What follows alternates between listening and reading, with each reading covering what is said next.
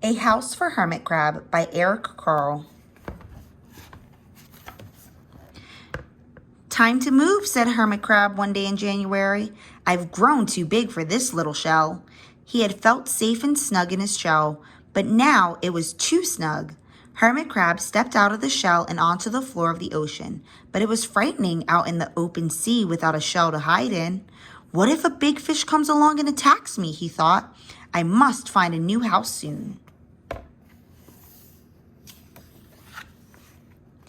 Early in February, Hermit Crab found just the house he was looking for. It was a big shell and strong. He moved right in, wiggling and waggling about inside it to see how it felt. It felt just right. But it looks so plain, thought Hermit Crab.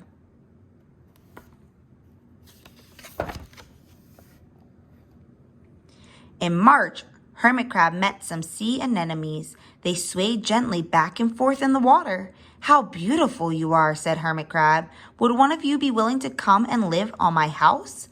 It is so plain it needs you. I'll come, whispered a small sea anemone. Gently, Hermit Crab picked it up with his claw and put it on his shell. In April, Hermit Crab passed a flock of starfish moving slowly along the seafloor. How handsome you are, said Hermit Crab. Would one of you be willing to decorate my house? I would, signaled a little sea star. Carefully, Hermit Crab picked it up with his claw and put it on his house.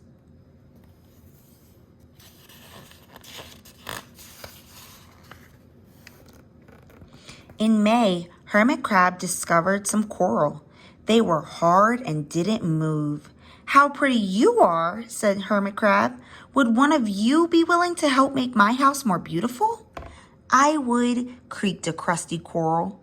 Gingerly, Hermit Crab picked it up with his claw and placed it on his shell.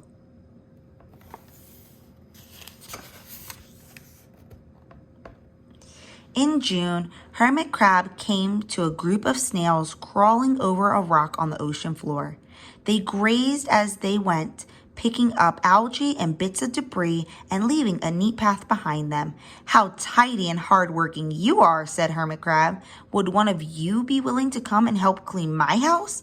I would, offered one of the snails. Happily, Hermit Crab picked it up with his claw and placed it on his shell.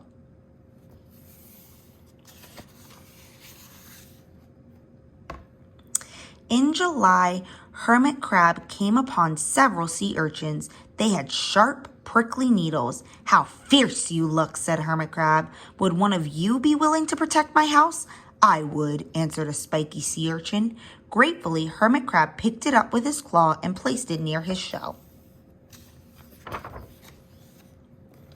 In August, Hermit Crab and his friends wandered into a forest of seaweed. It's so dark here, thought Hermit Crab.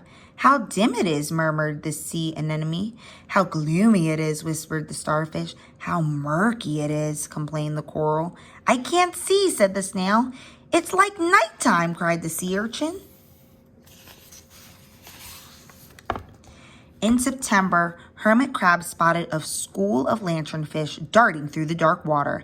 How bright you are, said Hermit Crab. Would one of you be willing to light up our house?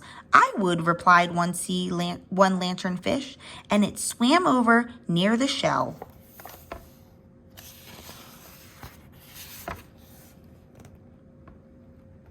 In October, Hermit Crab approached a pile of smooth pebbles. How sturdy you are, said Hermit Crab. Would you mind if I rearranged you? Not at all, answered the pebbles. Hermit Crab picked them up one by one with his claw and built a wall around his shell. Now my house is perfect, cheered Hermit Crab.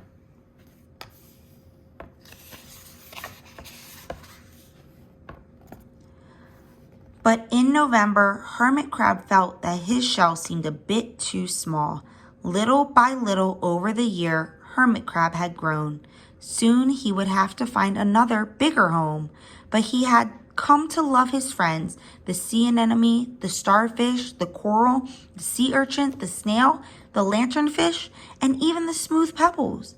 They have been so good to me, thought Hermit Crab. They are like a family. How can I ever leave them? What will he do? Let's find out. In December, a smaller hermit crab passed by. I have outgrown my shell, she said. Would you know of a place for me? I have outgrown my house too, answered Hermit Crab. I must move on. You are welcome to live here, but you must promise to be good to my friends. I promise, said the little crab. The following January, Hermit Crab stepped out and the little crab moved in. Couldn't stay in that little shell forever, said Hermit Crab as he waved goodbye. The ocean floor looked wider than he had remembered, but Hermit Crab wasn't afraid. Soon he spied the perfect house, a big, empty shell. It looked, well, a little plain, but sponges, he thought. Barnacles, clownfish, sand dollars, electric eels. Oh, there are so many possibilities. I can't wait to get started. The end.